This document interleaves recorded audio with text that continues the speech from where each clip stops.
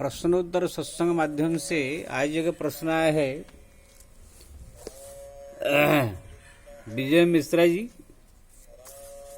उनका प्रश्न है कि पौष मास की जो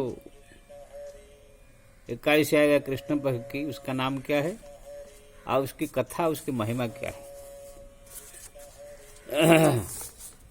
मैं इससे पहले जो वीडियो में जो है मार्गशीर्ष की दोनों एकादशी का महिमा कथा बताया था। ये पौष मास की जो है कृष्ण पक्ष में जो एकादशी, उसका नाम है सफला एकादशी। इसका ये बड़ी महिमा है। समस्त मनोकामना सफल होता है, समस्त प्रकार जो है कार्य संपन्न होता है और गति मुक्ति प्राप्त होती है, इसलिए इसका नाम सफला एकादशी। भगवान कृष्ण ने दृष्टि कहा, राजन मेरे पास पद्म पुराण है, इसलिए मैं इसको देख कर के कह रहा हूं, जिससे कि लोगों को जो है संदेह न रहे। चंपावती नाम की एक नगरी थी, यहां पर जो है महेशपति नाम के एक राजा राज करते थे। उनके 5 पुत्र थे। सबसे बड़ा पुत्र जो था लुम्भक, उसका नाम, वो बहुत ही दुराचारी था, सदैव पर स्त्रियों से रत रहता था। प्रतिदिन नए नए औरतों को जो है वो फंसा करके उनके साथ संबंध रखता था, चोरी करता था, शराब पीता था, किसको जान से मारता था, जितने भी अशुभ आचरण है वो सब करता था। इसीलिए राजा महेशपति जो है धार्मिक होने के कारण, उनके 4 पुत्र थे, ये बड़ा सबसे था। धार्मिक होने के कारण जो है अपने पुत्र को जो है देश से निकाल लिया, चले जाओ। देश से निकलने के बाद जो है लुम्भक बहुत परेशान हो गया, भटकने लगा चारों तरफ। एक दिन सोचा कि मैं चोरी करूं अपने राजमहल में जाके। राजमहल में चोरी करने के लिए जब आया तो वहां पर जो है पकड़ लिया सब सेना ने।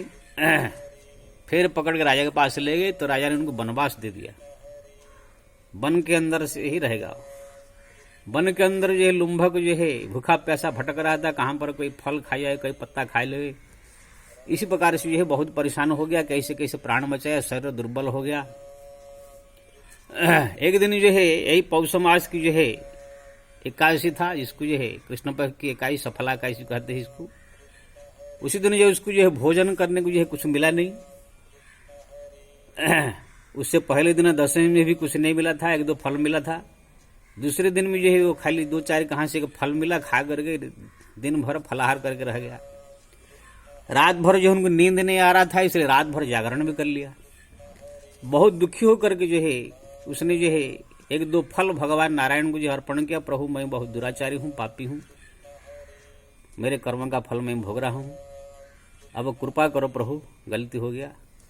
कह करे भगवान को 2-4 फल अर्पण करके प्रार्थना किया। रात भर जागरण भी हो गया। अब उसने फलाहार भी किया और एकादशी व्रत हो गया और जागरण भी कर लिया। उनका एकादशी जो है कार्य संपन्न हो गया। तुरंत आकाशवाणी हुई कि तुमने जो है सफला एकादशी जो है व्रत का पूर्ण कर लिया, इसीलिए आपका समस्त इच्छाएं पूरी होगी। आपके पिताजी जो है आपको लेने आएंगे, आपको राज्य प्राप्त होगा, आपका मन में अब भक्ति भाव जागृत हो जाएगा। इस प्रकार वरदान दे करके भगवान चले गए। सुबह होते ही जो है राजा महेशपति के मन के पुत्र का चिंता हुई, पता नहीं कैसा क्या है। तुरंत जो है जंगल में आकर पुत्र को ढूंढे, तुरंत मिलाओ, फिर उसको जो है ले जा करके राज्य में पहुंचा दिए। तब तक ये बदल चुका था, बहुत ही क्षमा मांगा पिताजी से, गलती होगा अब ऐसे नहीं करेंगे। अब उस दिन से जो है लुम्भक एकदम भक्तिमय जीवन हो गया उनका। प्रत्येक एकादशी व्रत करने लगा, पूजा पाठ करने लगा। उसको राज्य प्राप्त हुआ, बड़ा पुत्र होने का राज्य भी प्राप्त हुआ। अंत में वो अपने पुत्र को जो है राजगद्दी दे करके भगवान के भक्ति में भी लीन हो गया। मृत्यु के बाद भगवत धाम के लिए प्रस्थान किया। तो आपने देखा ये सफला एकादशी है, कैसे वन मन भटक रहा था, दुराचारी था, लेकिन अनजान में उन्होंने जो है एकादशी व्रत कर लिया, इसलिए जो है उनके समस्त इच्छाएं पूरी हुई, अंत में भगवत धाम प्राप्त हुआ।